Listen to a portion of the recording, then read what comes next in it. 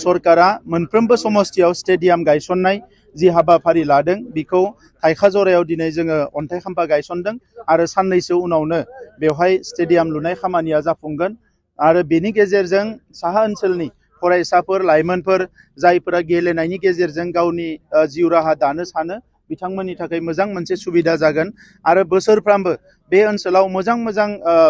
माखासे गेलेनाय गेलेमु आयदानि हाबाफारि जायो रायजो राजाफ्राबो मोजाङै स्टेडियामाव जिरायनानै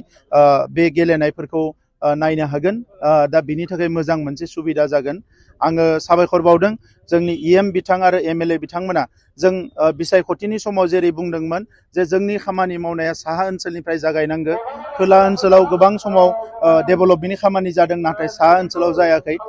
दायो साहा ओनसोलाव जेएमनि दै होनाय दालां बानायनाय लामा बानायनाय माखासे इरिगेसननि स्किम लाबोनाय गोबां खामानिया दिनै चिरां जिल्लानि साहा ओनसोलाव जागासिनो दङ आरो रायजो राजाफ्रा बे सुबिदाखौ मोननो हादों दा बिनि थाखायनो रायजो राजाफ्रा लोब लोब ओंखारबोदों आरो बेवहाय दिनै 12,000निख्रुइ बांसिन बिपिएफनि आरो गुबुन गुबुन दोलोनि सुबुंफ्रा फैनानै जोंनि हान्जायाव जइन जाफैदों आं बिथांमोनखौ गोसो गोरबोजों बरायदों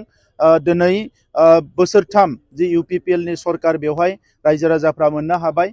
खेबथाम भट होनानै बिपिएफनि समाव ना गोजोन लाबोनो हादों ना मोजां थासारि लाबोनो हादों ना खौसेथि लाबोनो हादों ना जौगानाय लाबोनो हादों नाथाय खेबसेल' UPPLनाव भट होनानै सरकार लाबोनानै दिनै गोजोन थासारि फैबाय रैखाथिखौ बयबो मोनबाय दिनै आर्मि पुलिसनि खुनु उपद्रब गैला आरो बेजों लोगोसे सोलोंथाइनि थाखाय रांखान्थि जौगानायनि थाखाय मोजां मोनसे थासारि बयबो मोननो हादों दा बिनि थाखायनो UPPLआव बयबो लोब लोब फैदों आरो फैगौ लकसभा बिसायख'थियाव जोंनि बिजाथिया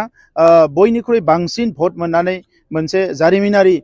मोनसे साक्सेस लानानै बिथाङा देरहालांनो हागोन आरो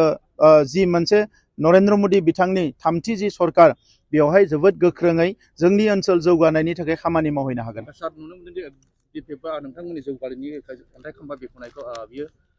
राजखान्थिनि थाखाय मोनसे फावथिना होननानै बिथांमोना बुंदों बिथांमोननि समाव बेनो फावथिनामोन दायो रोजा रोजा अन्थाइ खाम्फा मोनगोन बिथांमोना गायनानै दोनलांनाय खिन्थु खामानिफ्रा जायाखै किसुमान बिल्डिं बिथांमोना आधा आधा लुनानै गारनानै थांदों जिफोरनिखि मानो लुदोंमोन मानो मादोंमोन रायजोफ्रा मिथिया नाथाय जोंनि समाव जेखौ जोङो लुनो हागोन जाय सेंसन जाबाय बेखौसो जोङो अन्थाइ खाम्फा गायसनो दा नंखायनो बेवहाय राजखान्थिनि जेबो खोथा गैया जोंनि आइ आफाफोरखौ लानानै जोंनि बिदा फंबायफोरखौ लानानै जोंहा राजखान्थि खालामनांगौ जेबो गैया गोलाव सम सोमावसारनानै फैनाय जोंनि साफ्रोमबो दैदेनगिरिफ्रा जोंनि आइ आफा रायजो राजाखौ हारिखौ सिबिनो फैदों आरो बिथांमोननि बायदि थगायनानै खुन्दुं कम्बलजों रायजो राजाफोरखौ जोङो आन्दायहोनो फैयाखै रायजो राजाफोरखौ जौगाहोनायानो UPPLनि थांखि दा बिनि थाखायनो बर'जों लोगोसे गुबुन हारिनि रायजो राजाफ्राबो दिनै बिपिएफखौ नागारनानै रोजा रोजा रायजो राजाफ्रा दिनै UPPLआव जइन जाफैदों दा बिथांमोनखौ जों बरायदों आरो फैबाय थानाय समाव दा जि स्पिडआव खामानि मावदों बिनिख्रुइ डाबल ट्रिपल स्पिडआव खामानि मावनानै बिटिआर ओनसोलखौबो भारतनि बबेबा मोनसे जौगानाय ओनसोलजों समान समान आगान होनो थाखाय जों खामानि मावलांगोन MP बिसायख'थिनि फिथाइयाथ' दानो क्लियारखा बेसेबा बुरजा भटआव देरहागोन कारन आगोलाव जेब्ला सरकार दङमोन अब्लाबो बिपिएफनि केन्डिडेटआ भट मोनाखै आरो दाथ' बिथांमोननि ना सरकार दङ ना मा दङ अबस्थाया बिराद गाज्रि बिथांमोना ओंखायनो जों थाबैनो